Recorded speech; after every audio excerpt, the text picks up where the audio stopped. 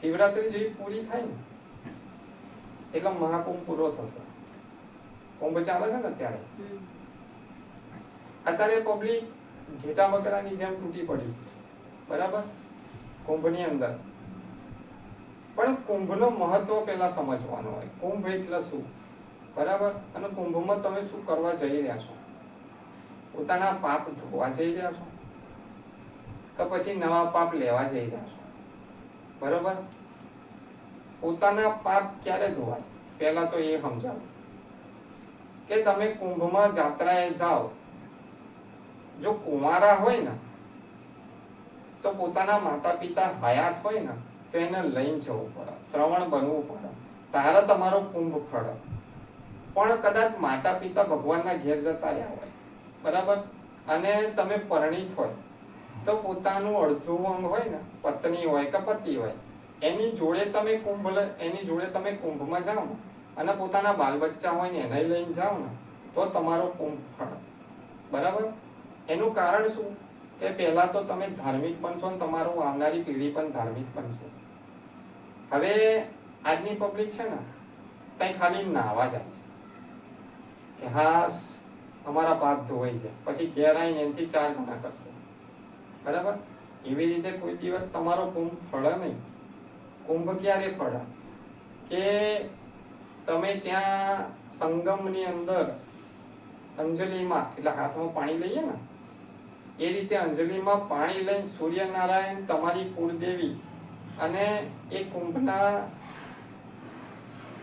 જે પણ દિવસ એના સાક્ષી રાખીને તમે એવો સંકલ્પ લો, કસમ નહીં, કસમ અલગ કહેવાય ને સંકલ્પ અલગ કહેવાય.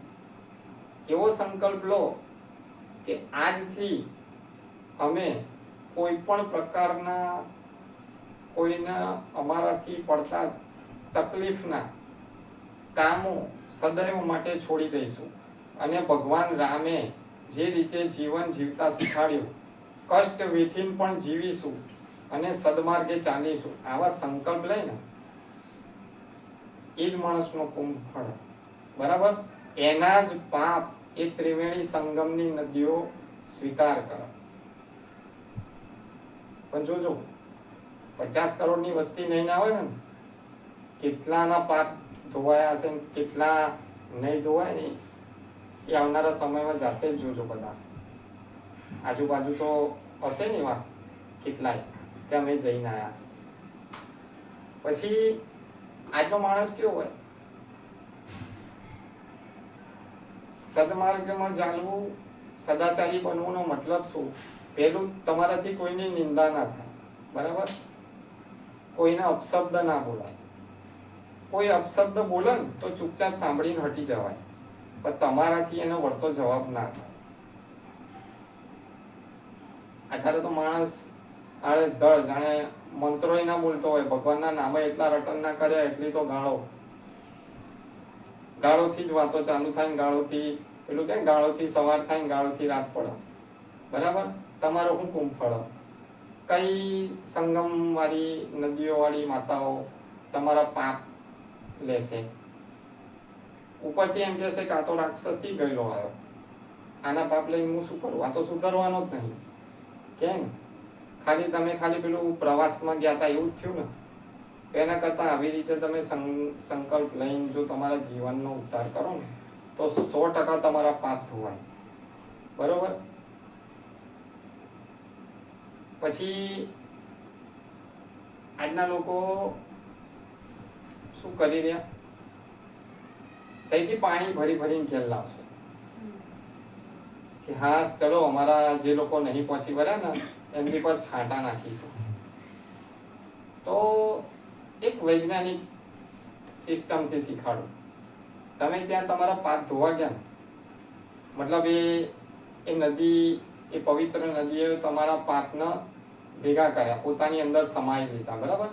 તો એ જ પાણી તમે તમારા ઘરમાં લાવો છો તો તમે પાપ છોડવા જાવ છો કે લઈને આવો છો? બધાના તમે એક આપવા ગયા એની જગ્યાએ સેંકડો લઈને આવ્યા. એવું થાય કે ના થાય? થાય ને. શું આ બધા આજના દોડડાયા માણસો છે જે દેવગતિના વિરોધમાં બધી રીતે આગળ પડી ગયા છે તો એ લોકોને આવો વિચાર નહીં આવતો કે અમે બોટલો ભરી ભરીને આ આખા જગતના પાપ કર્મ લઈને આવીએ, પાછળ ટાંકીને નાશે ને પછી નાશે, જાણે બહુ મોટું આમ શું કહેવાય તપ કરીને આવ્યા હોય ને એવી રીતે નાશે.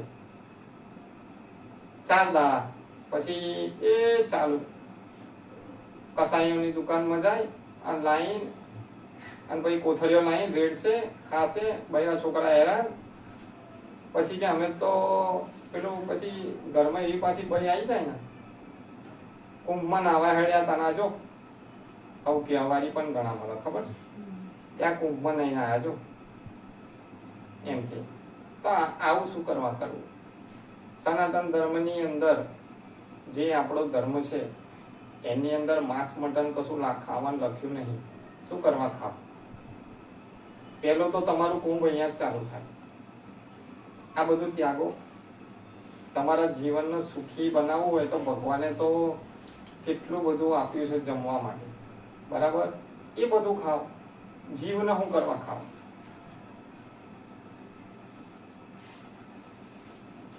એટલે હજુ 3 દિવસ, હજુ અમુક દિવસ બાકી કુંભ પૂરો થવામાં. પણ કદાચ મારો વિડીયો જો કદાચ ત્યાં સુધી પહોંચી જાય, મારા ભાવિકો સુધી, જો કદાચ એ લોકો પાણી આવું લાવવાના હોય તો એમની મરજી, પણ કદાચ ના લાવો તો વધારે સારું. નહીં તો પછી છેલ્લા ફોન આવશે, બાપુ અમારા ઘરમાં તો સારું અમે તો કુંભમાં નહીં આવ્યા તો અમારા ઘરમાં તો તલવારો ઉડવા લાગી. પછી હું છેલ્લા આવું કહું પાણી લઈને આવ્યા હતા, પાણી મેળવા જાઓ, તમે કઈથી લઈને મેળવા જશો? કે અમે તો નહીં નાખ્યું. ના લો ભાઈ, તમારા ઘરની અંદર આવે છે ને એ નદી કુંભથી ઓછી નહીં, પણ તમારા મન પવિત્ર કરો, બરાબર? કુંભ તો એના માટે હોય કે તમે ત્યાં જઈને ખરેખર ભગવાન રામના પદચિહ્નો પર ચાલવા માટે જો તમે સક્ષમ હોય તો ત્યાં જઈને સંકલ્પ લેવો પડે કે આજથી હું જીવનના તમામ ખોટા કામ છોડું છું, મારાથી કોઈ પણ વ્યક્તિને તકલીફ નહીં થાય, બરોબર? અને મારા જીવનમાં જો કદાચ તકલીફ આવશે તો હું સહન કરીશ ને એનો સામનો કરીશ, પણ મારા તરફથી કોઈ વ્યક્તિને દુઃખ મળે ને એ કામ હું ક્યારેય નહીં કરું. આવો સંકલ્પ લે ને માણસ તો જ એનું કુંભ ફળ, તો જ એના જીવનમાં સુખ આવે. બાકી ખોટા પાછું વધારે કહું તો પાછા વિડીયો પહોંચશે દુનિયામાં અને તૈયારીમાં હશે કે હેડો બરાબર બાપુની મેરડી જોડે આપણે એમના પ્રશ્ન કરીએ, તો અહીં તો કોઈ ફેર નહીં પડતો, આવજો ને એકના હાથ પર જવાવાળાના તમારે કદાચ સલાહ સૂચન આપવી હોય ને તો આપી જણાય, પણ કેવી રીતે? આપણી પણ એને સમજાવવાની એક પદ્ધતિ હોય કે ભાઈ આજનો માણસ છે ને આધુનિક જમાનાનો થઈ ગયો, વૈજ્ઞાનિક રીતે સમજણ લેનારો, બરોબર? પણ એને વૈજ્ઞાનિક રીતે જ સમજાવવું પડે તો જ એ સમજે. તો અમુક તો કેવા કે ના એ બધું ના હોય કે ના અવતાર કરો પછી આવજો, બાપુની મેરડી માતા બેઠી જ છે બતાવવા, પછી એ લાંબા હેડજો, બરાબર? પછી ના કરે એટલે કે અમે ફલાણ જગ્યાએ જતા પણ અમારે કોમ ના થાય. તો પેલા મારા વિડીયો તો જુઓ, મફતમાં તો બધું આલું છું, જાતે અમલ કરો ને કાં ભુવાઓને બોલાવવાની જરૂર, 5 પછી તમારે બગાડવાની જરૂર, બરોબર? જેવી રીતે પાવાગઢ દર્શન કરવા જાવ છો એવી રીતે બાપુની મસાણી મેરડી માતાના દર્શને આયા એવું સમજજો, પણ મફતમાં તો જ્ઞાન મળે છે, કશું મંગાવતી તો નહીં હું. કદાચ તમારી ભાવના એવી હોય, તમારા સંસ્કાર ને તમારા ધાર્મિક તમારું જ્ઞાન સારું હોય તો કદાચ તમે લાવશો તો પ્રસાદ લાવશો, બરોબર? એ પ્રસાદ ભાવિકોમાં જ જવાનો, બરોબર? પણ તમે સમજો, મારા જ્ઞાનનો ઉપયોગ કરો જીવનમાં, અને હું માતા એના જ પરચો બતાવું કે જે મારા પ્રત્યે આંધળો વિશ્વાસ રાખતો હોય ને એના, બરાબર? બાકી હું ઘેર પ્રમાણ આલવા ના જાઉં, હું બધા પ્રમાણ આલવા બેઠી છું, પણ કહેવાનો અર્થ છે કે તમારો મારા પ્રત્યે પેલા ભાવ તો હોવો જોઈએ ને, તો હું પ્રમાણ આપું ને. એમને હું આલું? એમ તો હું કઈ તમારા દાસી એમ કે ભાઈ તમે મને નોકરી પર રાખી કે માતામાં પ્રમાણ આલા તો માનીએ. આ તો ભુવાઓનું આવું જ છે ને. ભુવો ખુદ લોકોને કહે એમને ના મનાય કે માતા પ્રમાણ આલા ને તો મને. પેલા તાર ઘરમાં તાર બૈરું માના તાર એ પેલા નક્કી કરીએ. પછી માતા માનશે. માતા તો વટવાળી કહેવાય, પાવરવાળી કહેવાય. તારું માન કોઈનું ના માને. તારે આલું હોય તો ને તારે આવનારી પેઢી તૈયાર જ છે. હું બેઠી જ છું, રાહ જોઈને બેસી રહી શાંતિથી. પછી એટલો સમય જશે ને એટલા ધોકા વધારે મારે, એટલા મારીને ખાવાળી દેવ કહેવાય. દેવ કોઈ ભિખારી નહીં માંગીને ખાય. જો દેવ માંગીને ખાતો હોત ને તો આ ધરતી પર કોઈ દુઃખી જ ના હોત, કોઈ કુંભ જ ના થાય. બરોબર? પણ દેવ મારીને ખાય કેમ?